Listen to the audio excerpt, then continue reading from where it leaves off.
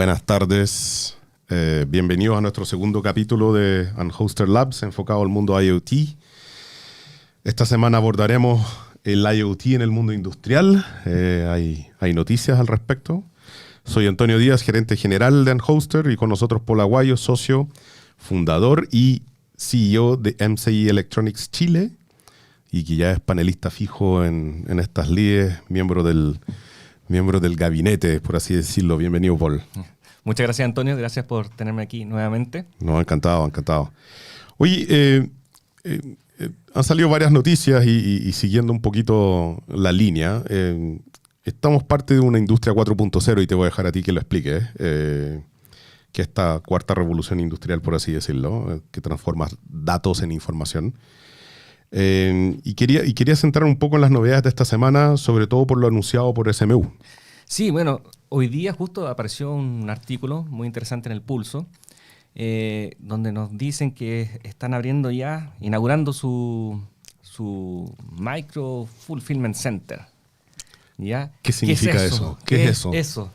Básicamente es un sistema automatizado con robots, con estanterías automáticas, que lo que hacen es recolectar cada uno de los productos que un cliente solicita y los entrega armado en una cajita. El famoso piqueo. El picking, pero automático. El picking. Es la traducción del inglés al español más básica que hay. Seguro que la Real Academia no lo reconoce, piqueo. No. Exactamente.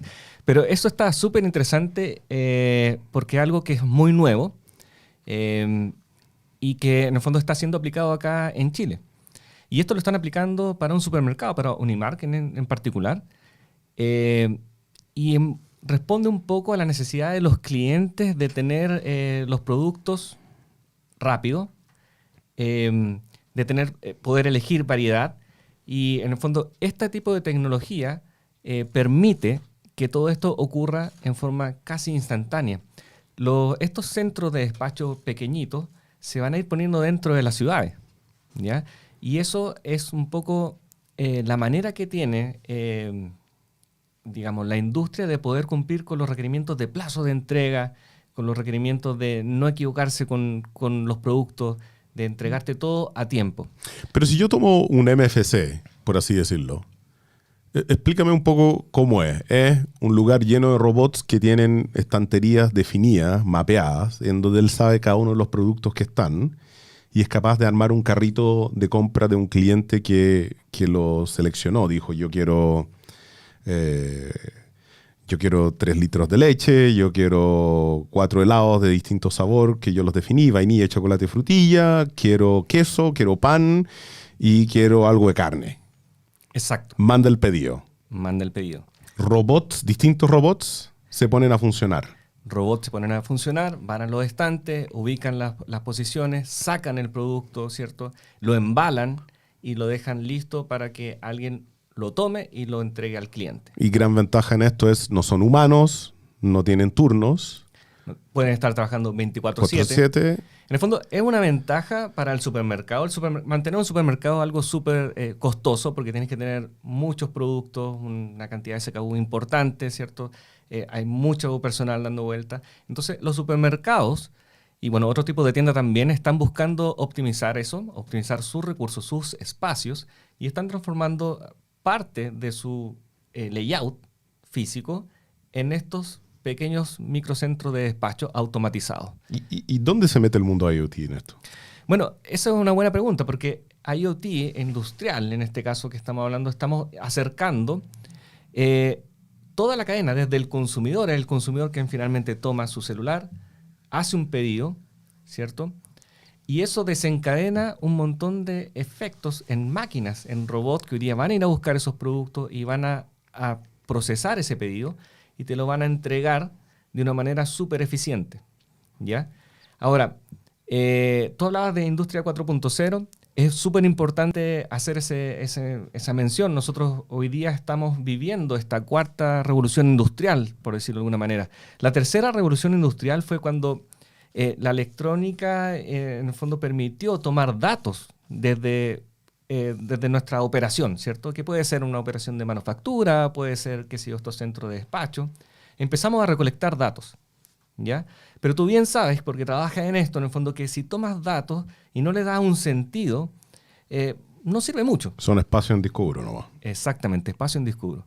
Y esta cuarta revolución industrial lo que tiene es que nos va a permitir tomar estos datos y con herramientas tecnológicas como inteligencia artificial, ¿cierto? Machine learning y otras cosas, nos van a permitir tomar decisiones que son más eficientes que las que podría tomar una persona en algunas oportunidades, ¿ya? Y eso va a dar un nivel superior de automatización y de acercamiento de las personas con la fábrica.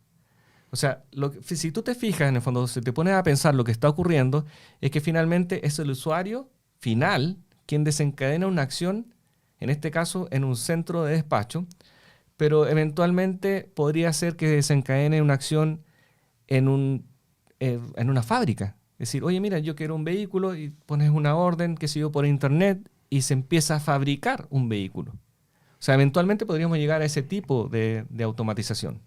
Al just in time. Just in time. Pero El sueño de los japoneses. El sueño de los japoneses. Fíjate que no solamente es la manufactura, sino que también cuando tú tienes una fábrica, en el fondo hay muchos componentes, hay que comprar materiales, ¿cierto? Hay que vincularlo también con el ERP, ¿cierto?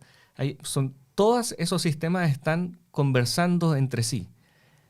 Hoy día también las máquinas conversan entre sí. Y esa comunicación que hay entre máquinas está también vinculada con esta revolución, Industria 4.0, con el IoT industrial. En el fondo, hoy día se están dando todas las bases para que estas máquinas puedan conversar entre sí. Están ya estableciéndose protocolos. Porque ¿qué es lo que pasaba antes? Tú tenías, bueno, yo conozco en particular la industria del salmón. Comprabas una máquina espectacular. La máquina, por ejemplo, contaba los peces y los clasificaba.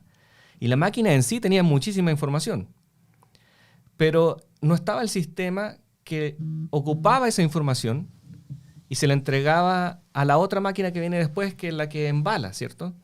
Entonces, eso no estaba pasando. Hoy día todo eso ya se está normando y ya tenemos sistemas que son mucho más completos, donde una máquina se comunica con la otra y le dice, oye, mira, voy a sacar, qué sé yo, una caja de 5 kilos de salmón, ¿cierto? Entonces el otro robot sabe que ese es de 5 kilos, que es una caja de tal porte y lo tiene que embalar. Entonces todo se está comunicando entre sí. Pero ¿significa el que tengamos un MFC en Chile? Primero, ¿es el primero en Chile de este estilo? ¿O? Entiendo que sí. ¿Entiendes que sí?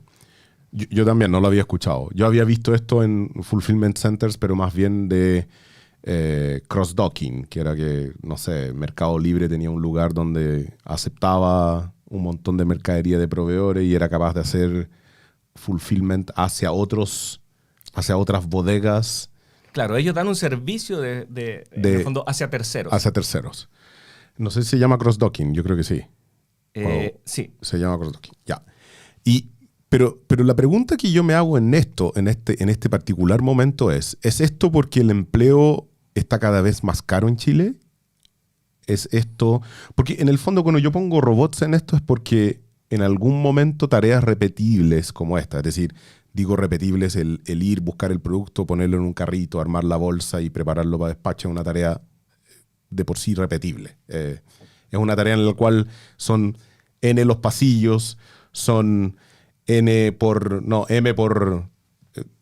1000 la cantidad de productos, pero en el fondo es un recorrido de pasillos en los cuales yo puedo sacar desde algunas estanterías algún producto. No, esa es la lógica del picking, ¿cierto? Que yo trato de optimizar los pasillos por donde paso y cosas por el estilo. Pero ¿eso tiene sentido automatizar eso cuando el empleo es más caro, no?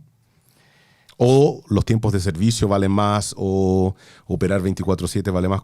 ¿Qué lógica ves tú acá? Mira, yo creo que, bueno, efectivamente hay un tema con el alza, en el fondo, de la mano de obra, ¿cierto? Sí, claro. Que eso es normal que ocurra.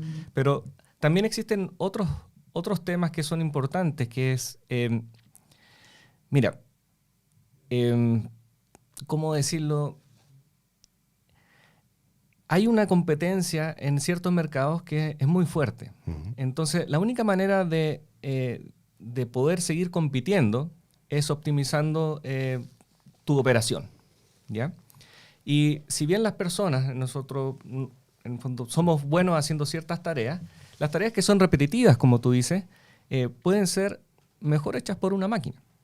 Entonces, ese tipo de tareas probablemente sean migradas a que lo hagan máquinas. Hoy día estamos recién partiendo en este tema de tecnología de revolución. Es caro. O sea, tener un centro de despacho, yo vi en la noticia ahí, eran 5.000 millones, me parece que salía ahí en la noticia, era un montón. 5 millones de dólares. 5 millones de dólares.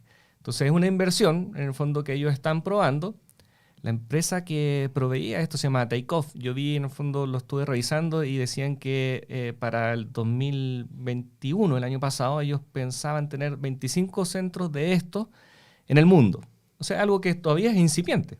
O sea, 25... Takeoff es una empresa que se dedica a construir MFCs. Exactamente. Y los entrega llave en mano. Llave en mano. Dice, aquí está el MFC conectado con los sistemas internos de su empresa, Exacto. con el ERP, el SAP, el Oracle, el que sea. Y en base a eso yo soy capaz de generar órdenes de compra a proveedores, recibir los productos, porque también implica una automatización de la cadena de suministro. O sea, exacto. Entonces, lo que el proveedor no puede estar esperando un llamado telefónico para recibir la orden de productos, sino que está atento a una forma de producir. Todo vinculado. Todo Entonces, vinculado. Lo que está ocurriendo es que va la persona que quiere comprar, pone su orden, se genera el paquete, pero además si se acaba un producto, el mismo sistema es quien solicita la reposición del producto. Claro, y hay puntos de reorden. Puntos de orden y todo eso. Entonces, fíjate que lo que está sucediendo es que, como el tema de los supermercados es súper competitivo, en el fondo lo que está haciendo es tomar una ventaja competitiva, tú también, de automatizar esto, que efectivamente es repetitivo, en el fondo, llenar el estante, hacer el pedido. Y en ese sentido, Paul, la eficiencia solicitada por la pandemia, en el caso de nosotros, esto de que las compras de Corner Shop en menos de 2 horas y que todo el mundo se subía a ese carro. Yo creo que Mercado Libre fue el primero que dio la punta de lanza en empezar a ofrecer despachos el mismo día, cosa que Falabella y los otros retailers solo fueron capaces de hacer después. ¿Tú crees que la optimización que se ha hecho durante la pandemia hasta ahora ha sido fuerza bruta, es decir, más recurso humano? Y ahora están apareciendo este tipo de tecnologías dentro de las cadenas de los retailers, ¿o se venía por costos de trabajo? No, yo creo que esto era una intención hasta antes de la pandemia. Todos tenían la intención, oye, mira, sí, de llegar a esto. De llegar a esto, en el fondo, porque es en el fondo algo natural de ir avanzando en la industria. Pero se vio absolutamente forzado por la pandemia. En el fondo, cuando nos dimos cuenta de que cuando entró la pandemia y todos empezamos a pedir, qué sé yo, comida en el fondo por las aplicaciones, ¿cierto? O a comprar cosas, nos dimos cuenta de que nuestro sistema no estaba preparado. O sea, hubieron problemas con los despachos, se perdían las cargas. Lo que nosotros pensamos que hacíamos bien, cuando todo se migró al canal digital, nos dimos cuenta de, oye, esto no funciona. Menos, sí. Más o menos nomás. Claro. O sea, oye, los primeros pedidos en pandemia, 15 días, no, porque además te días, tocan los operadores logísticos, ¿cierto? Que era otro mercado que no existía. Y se empezó a cubrir de alguna manera, en el fondo, con ideas del día a día. Decir, oye, ya pongamos gente a despachar de nosotros. Que si empresas grandes de logística tuvieron que contratar gente. En pandemia mi hobby era contar cuántos operadores logísticos crecían, me venían a despachar a la casa. Y aparecieron muchos nuevos, unos que van a sobrevivir, otros que lamentablemente van a desaparecer. Una de las cosas que a mí me llamó la atención mucho en esto es que nosotros, desde el desafío software, nos tocan muchos clientes que tienen máquinas con IoT industrial. Es decir, que son máquinas que uno puede cargar software en ellas, o pueden medir cosas mientras producen y toda la gama asociada a eso. Es producir, no sé cuántos paquetes de tallarines produzco por hora, de qué tipo de tallarines y cosas por el estilo. Y lo que nos ha tocado muchas veces es que muy, muy pocas de esas máquinas se usan hoy día. O sea, más bien se usan en el sentido de tener la cadena de información, de datos, transformada información en forma bastante eficiente. Y hay empresas gigantescas en esto. O sea, desde manufactura de plásticos a productores de todo tipo de cosas envasadas, todas tienen manufactura que está asociada hoy día a IoT, porque tú los podrías estar conectados a ellos y midiendo efectivamente eso. Claro, efectivamente. En el mundo en que estás tú hoy día, de la venta de hardware y también algo de software, ¿cómo has visto la evolución de esto? Porque compran máquinas bien avanzadas, ¿no? Sí, las máquinas en el fondo que tú compras para un proceso industrial, en general ya vienen con esto, ya toman datos. Tienen el punto red. Tienen el punto red. O la clave Wi-Fi. Exactamente, ellos saben lo que tienen que medir y lo entregan. Pero yo creo que lo que nos falta a nosotros en Chile en particular es los profesionales que estén a cargo de tomar esos datos y transformarlos en información, que es parte de esta revolución industrial. O sea, nosotros estamos incipientes en esto. En este caso en particular del centro de despacho, ellos compraron una solución armada por un tercero, ¿cierto? Pero aquí también hay muchas cosas que quedan por hacer. Y ese profesional que es capaz de tomar los datos, ¿cierto? De procesarlo, de darle un sentido y de comunicar las cosas, es un profesional que es escaso todavía. Yo creo que... Escaso. Sí, en el fondo, porque tienes que tener competencias en el fondo que hoy día están recién la gente entendiendo que son muy necesarias. O sea, tenemos que aprender a analizar datos, tenemos que aprender estadística, tenemos que aprender un poco de, qué sé yo, data mining, machine learning, entender cómo funciona para poder sacarle provecho a estas máquinas que hoy día ya existen. A nosotros nos pasó mucho en minería que tenían los PLCs, que son... no sé si mejor explícalo tú, qué son los PLCs. Sí, el PLC es como un computador, ¿cierto? Industrial, donde en el fondo una máquina en general ocupa uno de estos computadores para manejar sus movimientos, ¿cierto? Entonces nos decían que esa era la integración más fácil que íbamos a tener en el proyecto. De todos los proyectos de la vida que habíamos tenido, por supuesto que fue la integración más difícil que hemos tenido en toda la vida, porque los PLCs son computadores y son máquinas complejas que tienen... errores, dinámicas de vía, firmwares que no están actualizados y cosas por el estilo. Ahora imagínese una tubería de 150 kilómetros de largo en el cual yo quiero medir viscosidad, temperatura dentro de esa cañería donde va cobre y agua transportándose, ¿no? Una forma de transportar cobre desde la faena es meterlo en agua y manejar el mix de agua, cobre adentro de ella y ahorrarme el transporte en vehículos, ¿cierto? Claro. Nosotros hemos trabajado en cosas bien similares. Por ejemplo, un caso de éxito bien entretenido que fue con una empresa que se llama Bulco, que tiene estas mangueras que transportan relave. Y ellos tenían un problema bien particular porque esas mangueras son unas mangueras grandotas. Que uno puede entrar adentro. Claro, más o menos. Y son como de una goma, así como una especie como de un neumático. Y esas mangueras se van desgastando porque lo que va por dentro en el fondo tiene material, ¿cierto? Se empieza a desgastar. Y necesitábamos medir en el fondo o entender en qué minuto era necesario cambiar esa manguera, porque si se llega a romper, en el fondo se pierde muchísimo dinero. Para la obra. Claro, para la faena. Entonces, en conjunto diseñamos sensores para, digamos, poder medir el desgaste de la manguera en forma interna. Y llenamos de sensores la manguera en kilómetros de distancia. Y eso fue genial, porque en el fondo ellos ya pudieron, o sea, hoy día tienen los datos y con un análisis predictivo pueden decir, oye, mira, ¿sabes qué? En 2 meses más esta manguera va a tener un problema, así que vamos a tener que cambiarla. Y eso lo cambia todo, porque en el fondo te ahorras un montón de dinero en no parar la obra y todas esas cosas. Y en decir, déjame sacarlas todas y cada una de las piezas de las mangueras para ver cuál está más gastada y cambiarla ahí en el Tienen los repuestos, digamos, preparados, tienes todo listo para el momento en que haya que hacer la reparación. O sea, puedes hacer una parada controlada, ¿cierto? Hay otro ejemplo bien interesante. Ahora, por ejemplo, estábamos viendo un tema con casinos de almuerzo, de comida, y ellos tenían, digamos, un problema en que ellos pagan una cierta cantidad de raciones. Claro. ¿Ya? Pero no tienen cómo saber cuántas se entregaron con certeza, porque son casinos más o menos abiertos, entonces o sea, puede llegar visita y también almuerza, entonces finalmente la empresa que da el servicio dice, fueron 1.500 personas las que almorzaron. Y tú no tienes cómo contrastar esa información con nada. Entonces la manera que tienen de hacerlo es lo que se hace en muchas industrias todavía, es tener una persona con un librito contando y de vez en cuando se hace una auditoría. Las tecnologías que hay hoy día, en el fondo, nos permiten tener sistemas como el que nosotros implementamos, donde tenemos una cámara, donde vamos grabando, en el fondo, en cada instante las bandejas, se cuentan las raciones, podemos saber cuántas personas entraron, cuántas raciones se sirvieron, qué tipo de ración fue, si fue hipocalórica. Entonces, toda esa información es súper útil para quien maneja esto, porque en el fondo puede saber si el casino está lleno, si están el flujo de comida, si hay mucha gente ahora esperando, si hay que poner otra persona más para que eso funcione más rápido. Tienes la auditoría en línea, en el fondo de saber si me están cobrando lo que realmente consumí, ¿ya? Entonces hay un montón de información y de, digamos, campos nuevos o KPIs nuevos que se abren al momento de tener los datos. Entonces, para allá donde vamos avanzando, allá donde va el IoT industrial, donde vamos conectando cosas.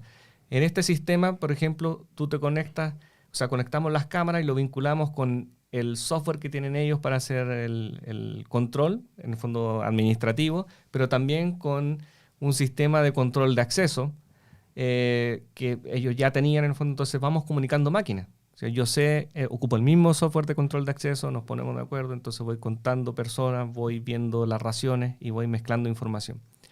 Eso es lo que está ocurriendo. Y yo lo encuentro genial en el sentido de que facilita mucho las cosas y que además vamos a poder tener muchísimo más información y optimizar nuestros procesos. O sea, absolutamente, ¿no? O sea, entretener... y yo no lo digo desde una perspectiva de que todos seamos reemplazables, pero hay trabajos que efectivamente a uno le gustaría reemplazar, porque es difícil motivar un trabajo en el cual yo tengo que estar contando personas todo el día. Solo me imagino en una faena minera tener una persona para contar personas que van a almorzar. O sea, de todos los riesgos que involucra una faena minera, son como cuanto menos personas tenga arriba, mejor. O sea, por así decirlo. Oye, y del punto de vista para abrir la próxima sesión que hagamos en esto, IoT residencial, podríamos hablar un poco de eso, ¿no? Claro, sería ¿Qué cosas hoy día podemos estar tocando? Claro, podría ser un buen tema. A mí me encanta eso. Tenemos un montón de juguetes en el fondo tecnológicos que podemos... ¿Y podéis traer unas cosas así como los bestsellers de MSI y echarle una mirada en qué significan eso? Pero por supuesto. Ya, perfecto. A todos, muchas gracias por escucharnos. Quería agradecerte a ti, Paul, por participar en nuestro podcast de Unholster Labs, el mundo de la IoT en la industria. Yo creo que quedan muchas preguntas abiertas, pero vamos de a poquito. Y te esperamos aquí en 15 días más y vemos estos bestsellers de MSI. Genial. Bueno, muchas gracias, saludos a todos. Antonio.